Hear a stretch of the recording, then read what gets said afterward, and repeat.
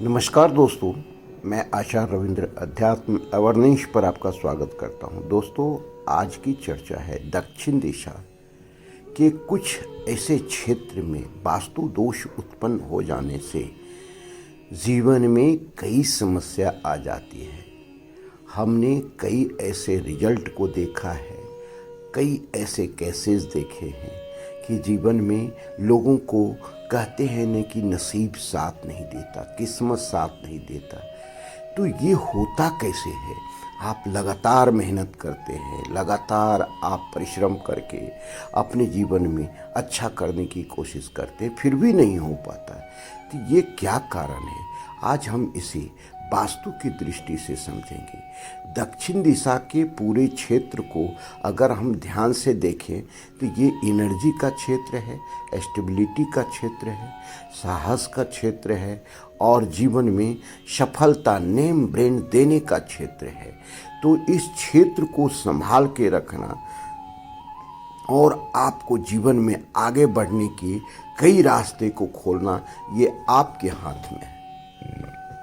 इसी चीज को आपको समझना है।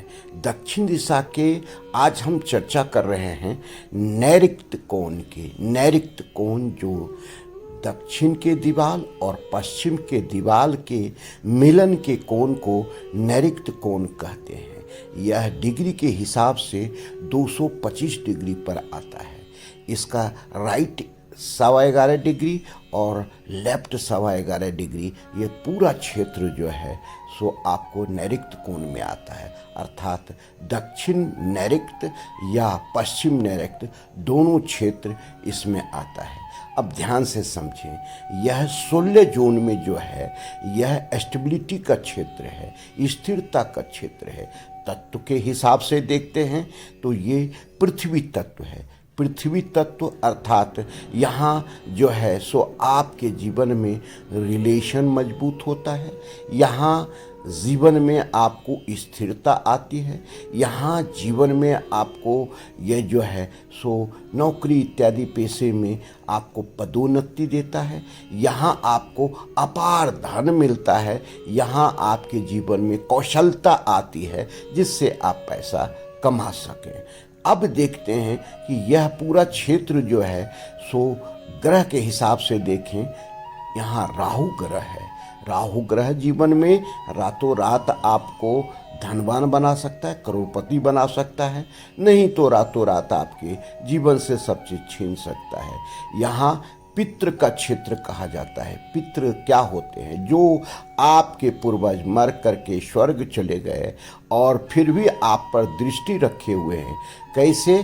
जब आप उसको खुश रखते हैं, उनकी सेवा करते हैं या उनके प्रति आप अच्छी भावना रखते हैं, उनका मान सम्मान देते हैं, तो आपके जीवन में सभी सुख को मिलता है।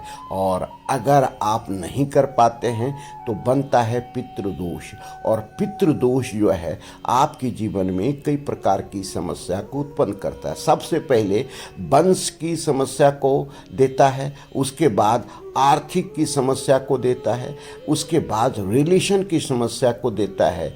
खून के जो होते हैं प्यासे हो जाते हैं, अर्थात अपने अपने के बीच में संबंध खराब होता है और एक दूसरे को मारना काटना चाहते हैं। तो ये सब उत्पन्न होता कैसे है, इसी की बारीकी को समझना आवश्यक है। पितृदोष का उत्पन्न हो जाना, राहु ग्रह का जो है सो अनबैलेंस हो जाना, राहु की सही दृष्टि बर्थ चार्ट में नहीं पड़ना, ये सब उत्पन्न होता है वास्तु दोष से। और वास्तु दोष जो है नैऋत्य कोण में किसी प्रकार का उत्पन्न हो जाए तो ये बहुत बड़ी समस्या देता है। हम देखते हैं कि ये पृथ्वी तत्व का क्षेत्र है और इसके एनिमी तत्व जो है जल तत्व है। जल तत्व जैसे आएगा आपके रिलेशन को तार तार कर देगा, पिता पुत्र के बीच के रिलेशन को भी खत्म कर देगी, यहाँ का स्थिरता खत्म हो जाएगा। यहाँ के मुखिया को जीवन में कर्ज के सहारे ही जीना पड़ सकता है। ये सारी स्थिति उत्पन्न हो जाती है।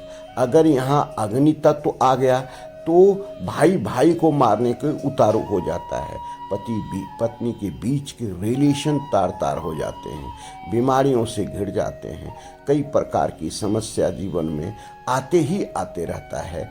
ये इसी के क्षेत्र के कारण होता है। यहाँ कैसा होना चाहिए इसी चीज़ को समझना आवश्यक है, और क्या नहीं होना चाहिए इस चीज़ को समझना आवश्यक है। पहले हम देखते हैं कि यहाँ क्या नहीं होना चाहिए। यहाँ कभी भी आप जो कलर करते हैं, नीला कलर या ब्लैक कलर नहीं करें, डार्क रेड भी नहीं करें। डार्क रेड पर्दा या नीला कलर का पर्दा, सोफा कवर या किसी प्रकार का कोई ऐसे वस्तु इस क्षेत्र में रखा हुआ है तो ये इस क्षेत्र को डैमेज कर देता है, राहु को खराब कर देता है, पितृदोष उत्पन्न हो जाते हैं।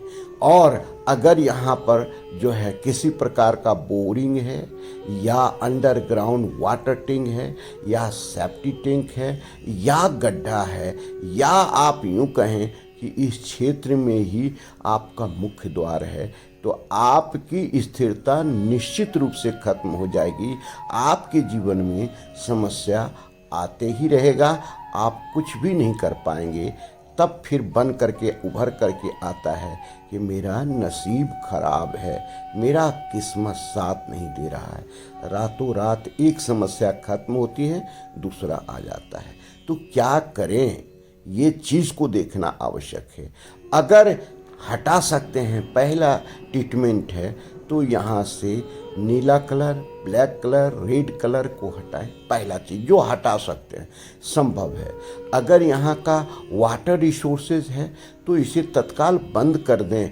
इसका ट्रीटमेंट भी आप करेंगे तो उतना अच्छा रिजल्ट नहीं आएगा, और तत्काल आपको यहाँ से हटा करके ही आपको इससे लाभ मिल सकता है। तो ये हटाने की कोशिश करें। अंडरग्राउंड वाटर टैंक, बोरिंग या किसी प्रकार का कोई ऐसी जल तत्व से संबंधित है तो हटा दें। अग्नि तत्व से संबंधित है, अर्थात यहाँ पर किचन है, यहाँ पर किसी प्रकार अग्नि शामक कोई भी यंत्र इत्यादि रखा हुआ है तो हटा दें यहाँ से।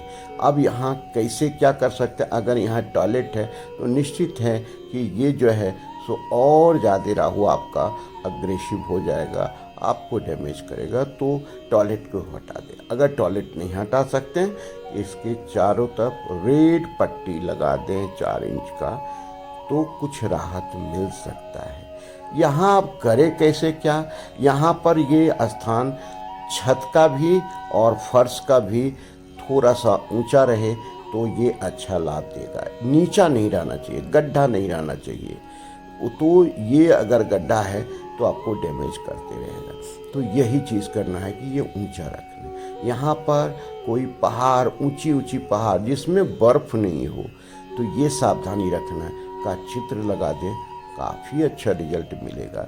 यहाँ पर आप जो है ऊंची बिल्डिंगें का चित्र लगा सकते हैं तो काफ़ी अच्छा रिजल्ट देगा।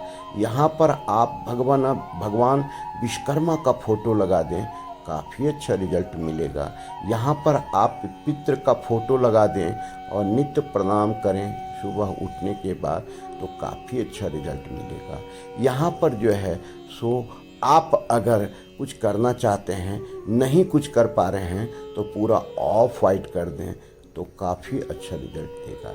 यहाँ पर हाथी का जोड़ा जो आप सिल्वर का भी रख सकते हैं या पत्थर स्टोन इत्यादि का रख सकते हैं, जो नीले कलर का नहीं हो या रेड कलर का नहीं हो तो काफ़ी अच्छा रिजल्ट दे सकता है। तो इस प्रकार यहाँ से हम इसका ट्रीटमेंट कर सकते हैं। ध्यान से करें, लाभ लें और जीवन में आनंद बनाए रखें, जीवन में सारी खुशियाँ प्राप्त करें। फिर मिलते हैं, धन्यवाद।